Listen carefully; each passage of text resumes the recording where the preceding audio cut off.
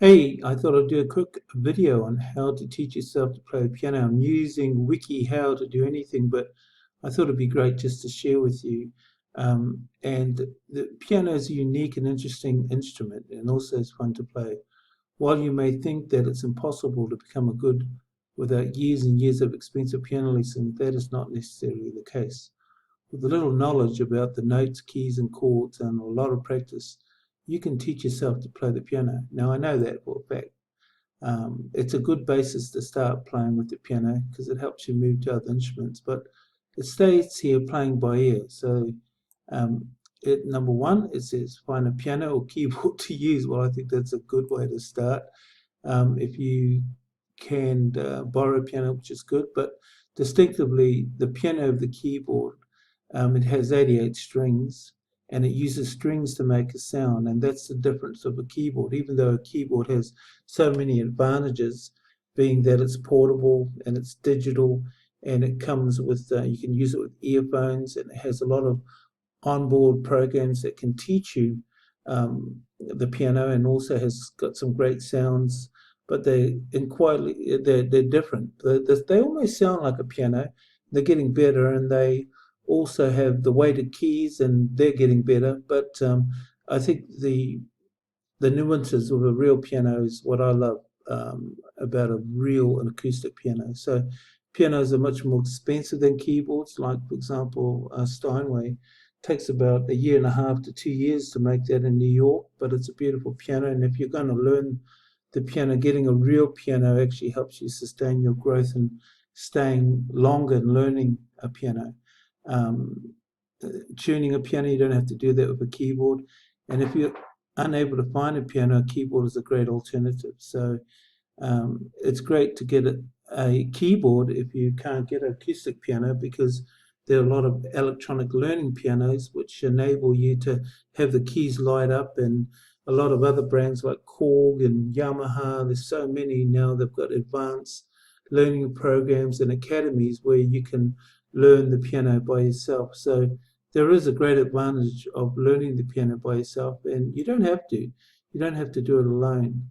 Um, Another example here, number two, I'm using WikiHow to teach yourself how to play the piano.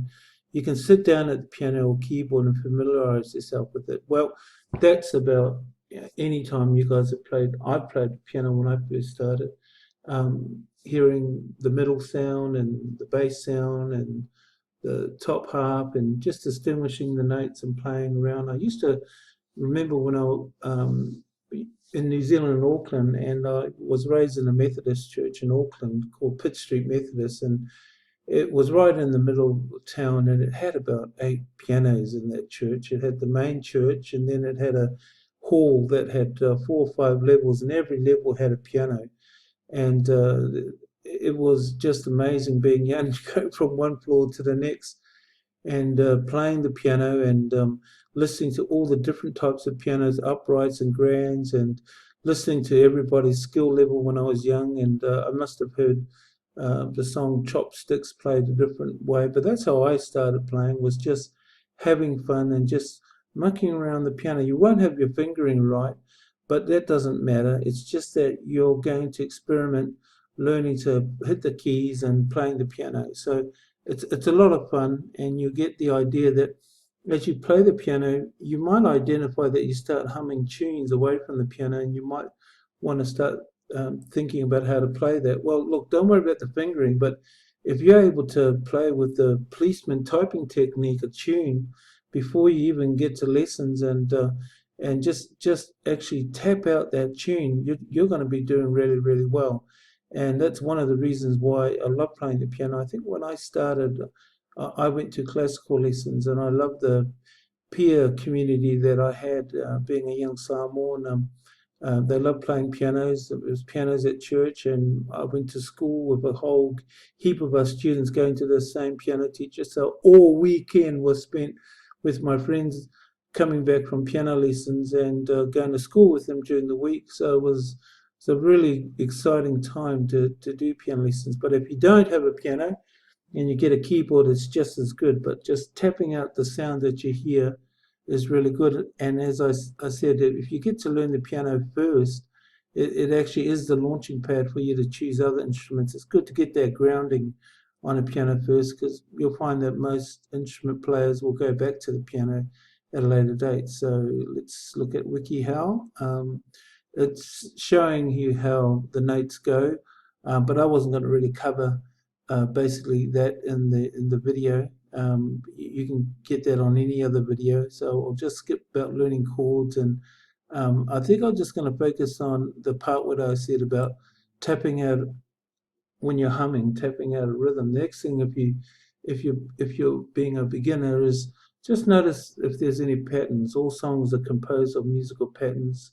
Chords repeat themselves, often in a steady beat, and this helps you understand how melodies and bass lines are constructed. So let's break this down. So if you're wanting to tap out a tune that you hear, and just get the impact of the high notes, the middle part. You don't have the fingering right, but just tapping out the tunes and the melodies, it just gives you that start of appreciating what the notes are, and then you can actually hear the music and play the music, and that becomes a really continuing start. Okay, here it is. Look, master humming, do do do do do do do do. That was a bad humming, wasn't it? Humming helps you remember or compose the song. So I remember being taught at JMI, Jazz Music Institute, if you can hear, you can play. So that's been true right through my playing. So let's review that. If you can hear it, you can play it. So that includes the tone, the pitch, and the rhythm of how that's played. But as you do take and get lessons from a teacher, and you start to learn some of the songs and tunes, one of the things about having a teacher, he can help you appreciate the artistry of that form, and also the depth and the feel of that music. So let me repeat that.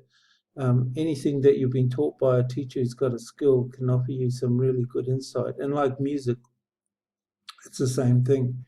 That's why we enjoy music, is because it's relaxing and inspires you. And the thing about it is, I love the fact that you can create music and you can own it. What I mean by that? Well, any tune that you play, it actually comes from within yourself, and you would have heard it. You would have got the pitch right, and you would have had the rhythm. But I think at that time, no one would have played it like you. Hopefully, it's good.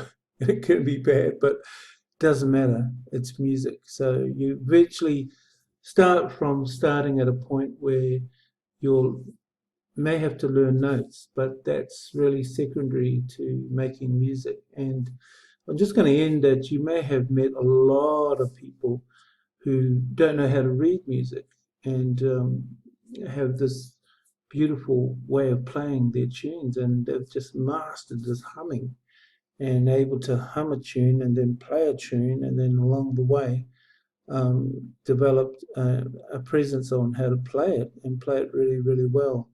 And they're up there, and all of us are marveled at the way they can just play that off the top of their head. Well, that can be you too. So anyway, I thought I'd just share you my WikiHow video.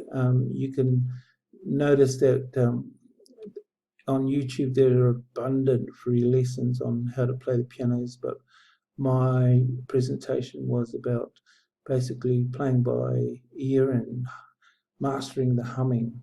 So I'll call this mastering the humming technique for piano lesson beginners. Okay, Fraser Goodman, talk to you soon. Bye.